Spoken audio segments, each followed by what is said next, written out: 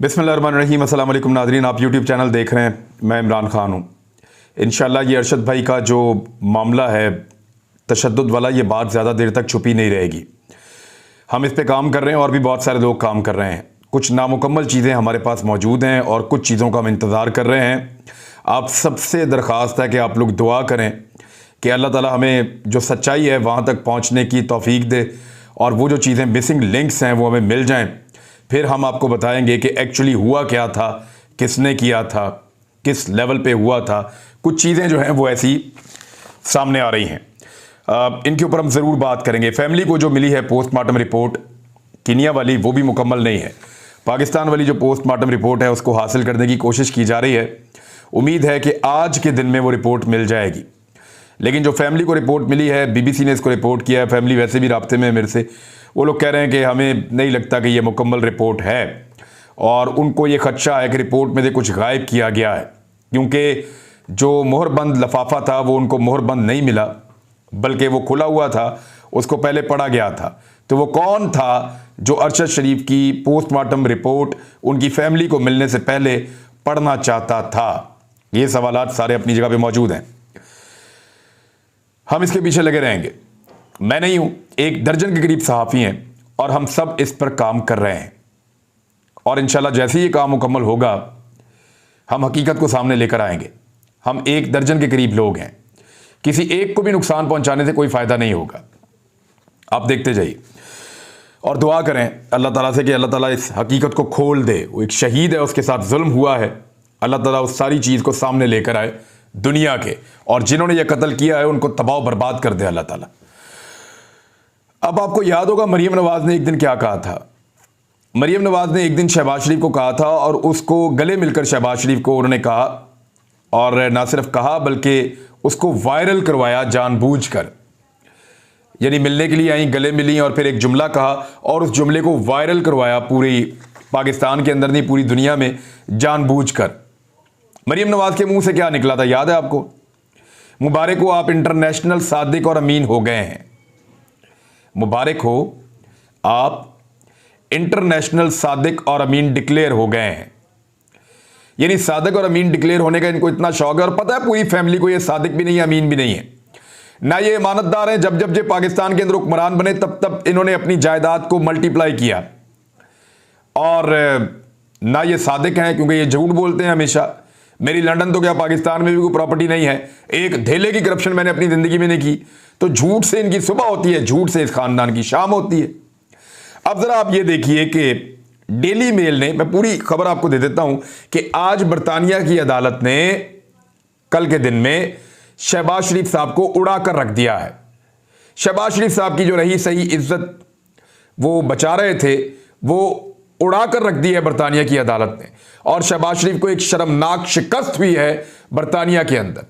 क्यों हुई है, जरा फैक्ट्स आप सुन लीजिए, आपको समझ आ जाएगी। डेली मेल एक बरतानवी अखबार है, उसने सन 2019 में जब पाकिस्तान तहरीक इंसाफ की हुकूमत का 1 साल मुकम्मल हुआ, बल्कि 1 साल मुकम्मल होने से पहले ही, डेली मेल के एक रिपोर्टर हैं, एक जर्नलिस्ट हैं, डेविड रोज। डेविड रोज ने एक आर्टिकल छापा डेली मेल में, और यह आर्टिकल छपा 14 जून 2019 को। इस आर्टिकल में डेली मेल ने क्या क्लेम किया था वो जरा मैं आपको पढ़ के सुना दूं। इल्जामात कौन से थे जो शहबाज शरीफ पर लगाए गए थे डेली मेल की जानिब से। डेली मेल की खबर में बताया गया कि मुस्लिम लीग नवाज के रहनुमा शहबाज शरीफ ने बरतानवी इमदाद में से पैसे चुरा कर बरतानिया में शरीफ खानदान के अकाउंट में भेजे। इल्जामात सुनते जाइएगा। खबर में जल्जले के बाद बहाली और तामीर नौ के लिए एरा नामी पाकिस्तानी इदारे में करप्शन का जिक्र किया गया। रिपोर्ट में तहरीक इंसाफ हुकूमत की एक खुफिया तहकीकाती रिपोर्ट का दावा देते हुए कहा गया कि मुस्लिम लीग नवाज की हुकूमत के दौरान शहबाज शरीफ के दामाद ने जल्जला मुतासरीन की इमदाद में से 10 लाख पाउंड हासिल किए। ये सैलाब भी आया था, जल्जला भी आया था, तो ये गरीबों के मिलने के लिए जो इमदाद है जो बरतानिया में से आती है, ये वो है। अच्छा, उसके बाद अगला इल्ज़ाम ये है, रिपोर्ट के मुताबिक एरा के साबिक डायरेक्टर फाइनेंस अकराम नवीद ने नवंबर 2018 में अपना जुर्म कबूल करते हुए दावा किया था कि पाकिस्तान ने बरतानिया से जल्जला मुतासरीन की मदद के लिए 15 लाख पाउंड वसूल किए, जिसमें से 10 लाख पाउंड शहबाज शरीफ के दामाद अली इमरान को दिए गए। अब जरा ये नवीद इकराम की बात सुन लें आप। नवीद इकराम वो आदमी है जिसको गिरफ्तार कर लिया था शहबाज शरीफ ने एंटी करप्शन के जरिए से। शहबाज शरीफ ने एंटी करप्शन के जरिए से नवीद इकराम को गिरफ्तार करके रखा अपने कंट्रोल में, फिर इनकी वाइफ को भी गिरफ्तार कर लिया, क्योंकि शहबाज शरीफ का दामाद इनके घर आता जाता था अपनी बीवी के साथ, शहबाज शरीफ की बेटी के साथ। तो इससे पहले कि ये लोग नाम लेते और बताते कि अली इमरान को हमने ये सारा कुछ दिया है, शहबाज शरीफ ने अपने दौरे हुकूमत में अली इमरान को और अपनी बेटी को बचाने के लिए और अपने आप को बचाने के लिए इरा का जो डायरेक्टर फाइनेंस था अकरम नवीद, उसको गिरफ्तार कर लिया। और फिर बाद में उसकी बीवी ना बोले, उसकी बीवी को भी गिरफ्तार कर लिया।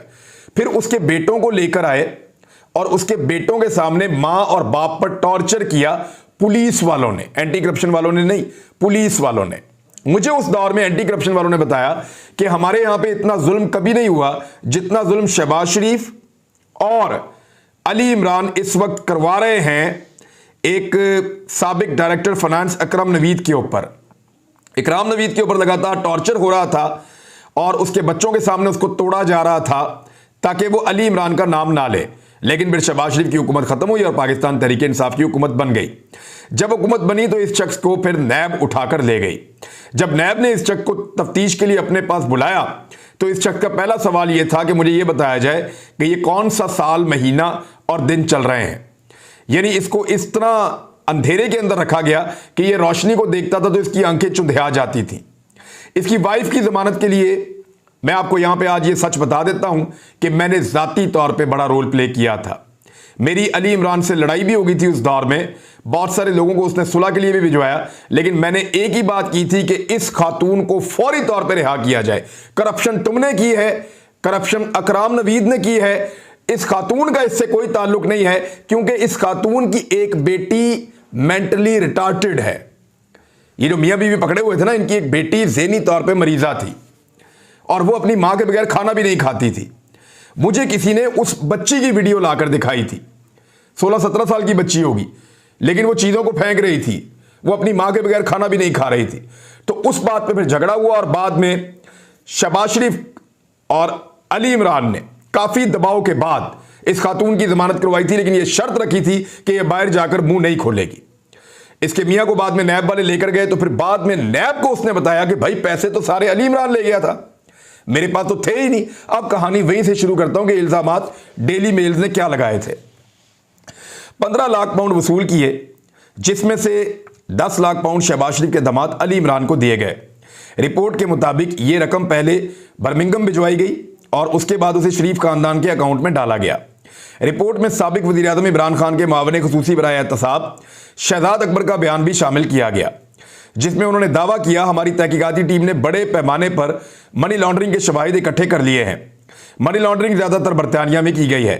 तहकीकाती रिपोर्ट का हवाला देते हुए डेली मेल की खबर में कहा गया था कि साल 2003 में शहबाज शरीफ के पास सिर्फ 1.5 लाख पाउंड थे, जबकि सन 2018 में उनके असासे बढ़कर 20 करोड़ पाउंड हो गए थे। अब ये बीच में 10 लाख पाउंड कहां से आए, आपको अंदाजा तो हो गया होगा। अब एक और चीज पे आप गौर कीजिए, उस दौर में शहबाज शरीफ ने एंटी करप्शन का इजाफी चार्ज एक और ऑफिसर को दिया था, यह भी खबर मेरे पास है, और वो क्यों दिया था और क्या काम लिया गया था, यह भी खबर मेरे पास है। तो अली इमरान वाला जो ये पूरा मामला था, जिसमें अकरम नवीद से पैसा लेकर जो बेचारे गरीबों के लिए बरतानिया से आया था, उसको वापस बरतानिया मनी लॉन्ड्रिंग कर दिया गया और उस पैसे को बाद में शरीफ खानदान के अकाउंटों में डाला गया। यह थी डेली मेल्स की खबर। शहबाज शरीफ साहब को यह लगा और उनके लॉयर्स ने और उनके लोगों ने उनको यह बताया कि यह बात कभी साबित नहीं की जा सकती, और जो बात साबित नहीं की जा सकती उसको आप चैलेंज कर सकते हैं।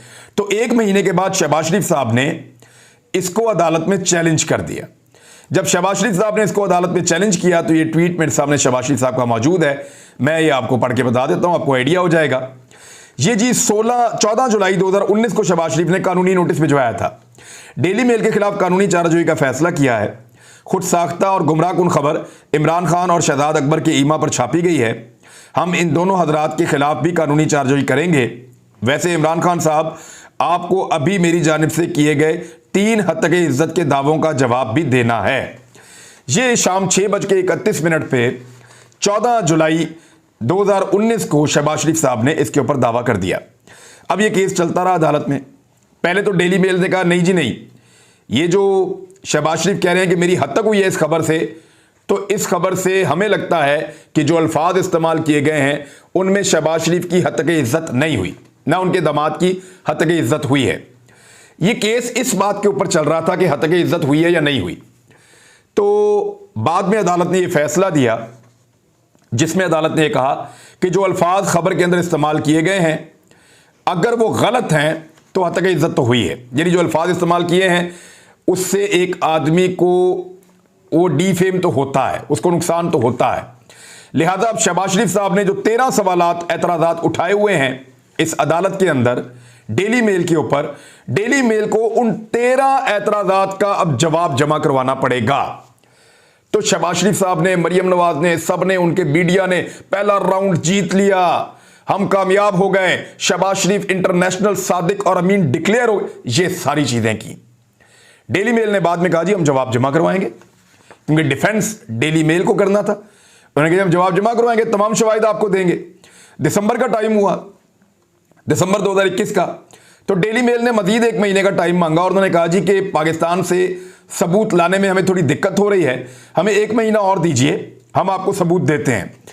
फिर जनवरी 2022 में, इसी साल जनवरी में डेली मेल ने एक जवाब जमा कराया 50 सफ़ों पर, जिसमें सफ़ा नंबर 7, 8, 9 ऐसे वो सफ़े हैं जिनमें बाकायदा ट्रांजैक्शंस का रिकॉर्ड उन्होंने बताया कि किस अकाउंट में कैसे पैसे गए, वहां से किस अकाउंट में गए, वहां से किस अकाउंट में गए, और फिर वो पैसे बरतानिया कैसे आए, बर्मिंघम में कैसे पहुंचाए गए, और फिर शरीफ खानदान के अकाउंटों में कैसे आ गए। डेली मेल ने वो सारा कुछ मुहैया कर दिया और वो सारी चीजें दे दी जो शहबाज शरीफ साहब ने 13 एतराज़ात किए थे। जब वो सारी चीजें आ गई और लॉयर्स ने देख ली और शहबाज शरीफ साहब को पता चला कि उनकी चोरी पकड़ी गई है, तो साथ ही शहबाज शरीफ साहब ने डिलेइंग टैक्टिक्स शुरू कर दिए और अदालत में स्टे के लिए दरखास्त डाल दी कि जनाब ये अदालत इस केस का फैसला ना दे। पहले जाकर खुद केस किया, पहले जवाब मांगा, जब जवाब आ गया तो बजाय उसके ऊपर अपने केस को स्टैंड करने के शहबाज शरीफ साहब दौड़ गए। उन्होंने कहा जी ये अदालत इस केस का फैसला ना दे, और उसके लिए ये पुली इस्तेमाल की कि अगर इस अदालत ने इस केस का फैसला दिया तो शहबाज शरीफ साहब के पाकिस्तान में केसेस चल रहे हैं, यह फैसला उन केसेस के ऊपर असरअंदाज हो जाएगा। यानी इंसाफ भी कभी असरअंदाज होता है। अगर बरतानिया की अदालत में इंसाफ हो जाता है तो पाकिस्तानी अदालत के ऊपर इंसाफ कैसे असरअंदाज हो जाएगा। तो ये इस किस्म के बहुत सारे बहाने किए गए, डिलेइंग टैक्टिसेस अपनाए गए, जिसको ताखीरी हरबे हम कहते हैं। पहले शहबाज शरीफ साहब के वकला कह रहे थे कि डेली मेल के वकला जो है वो ताखीरी हरबे इस्तेमाल कर रहे हैं, लेकिन उन्होंने लाकर एक तफसीली जवाब, जो 13 एतराज़ात थे उनका जवाब देते हुए 50 सफ़ों का जमा करवा दिया और सारा रिकॉर्ड ही दे दिया। एक एक चीज उन्होंने बता दी जो खबर में छपी हुई थी। उन्होंने कहा ये सारे सबूत है, पढ़ दो इनको और अब आ जाए शहबाज शरीफ साहब मैदान में। तो उस दिन से अब तक शहबाज शरीफ साहब केस नहीं चलने दे रहे थे। अदालत के अंदर कभी एक बहाना, कभी दूसरा बहाना, कभी तीसरा बहाना, और खास बहाना यह था कि यहां पे अगर फैसला आ गया तो पाकिस्तान में नुकसान हो जाएगा, वहां पे भी केसेस चल रहे हैं।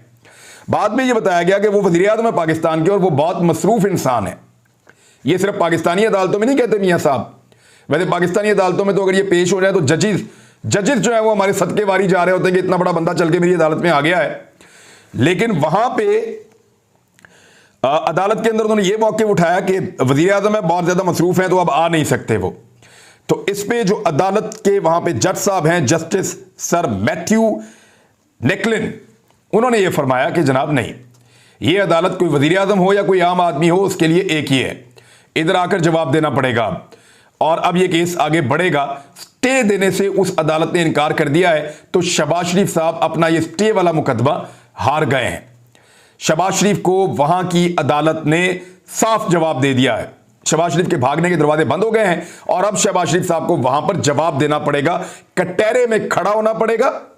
डेली मेल्स का जो वकील है वो शहबाज शरीफ साहब के सामने ये अकाउंट्स की तफसीलात रखेगा और सवाल पूछेगा कि जनाब ये बरतानिया से पैसे वहां गए एरा में, फिर ये अकरम नवीद है, फिर इसके अकाउंट से पैसे, एरा के अकाउंट से पैसे कहां पे गए पता करवाएं, फिर वो अकाउंट से पैसे कहां पे गए, ये अकाउंट को आप जानते हैं, फिर ये पैसे बर्मिंघम में गए, फिर ये अकाउंट आप जानते हैं, फिर यहां से ये पैसे आपके खानदान के अकाउंट में आए। तो ये कैसे आए जनाब, और आपके पैसे जो हैं वो थोड़े पैसों से इतने ज्यादा पैसे एकदम कैसे हो गए बर्तानिया के अंदर आपके पाउंड्स। तो शहबाज शरीफ साहब को इन सारी चीजों का अब अदालत में जवाब देना पड़ेगा। बहुत बुरी तरह फंस गए हैं और हार गए हैं ये केस भी। अब आ जाए, नवाज शरीफ साहब को डिप्लोमेटिक पासपोर्ट दे दिया गया है, सफारती पासपोर्ट। आपको पता ना, एक डिप्लोमेटिक इम्यूनिटी होती है कि अगर आप किसी मुल्क के अंदर सफारतकार हैं या आपके पास सफारती दस्तावेजात हैं तो आपके ऊपर उस मुल्क में केस नहीं हो सकता। यानी नवाज शरीफ के ऊपर अगर बर्तानिया में कोई केस करने की कोशिश की गई तो नवाज शरीफ साहब कहेंगे मैं तो डिप्लोमेट हूं, ये देखिए मेरे पास तो सफारती पासपोर्ट है। ये इस मुल्क का इंसाफ है। एक आदमी जो अदालतों को मतलूब है, एक आदमी जो भगौड़ा इश्तिहारी है, एक आदमी जो मफरूर है, एक आदमी जो बहाना करके पाकिस्तान से भागा हुआ है डील करके, उस आदमी को सफारती पासपोर्ट जारी कर दिया है पाकिस्तान की हुकूमत ने, ताकि बर्तानिया के अंदर भी उसके ऊपर कोई केस ना हो सके। आगे बढ़ाएंगे और चीजें आपको बताएंगे, अभी बहुत कुछ आपको बताना है। अब तक के लिए इतनी, अपना ख्याल रखिएगा, अपने चैनल का भी। अल्लाह हाफिज।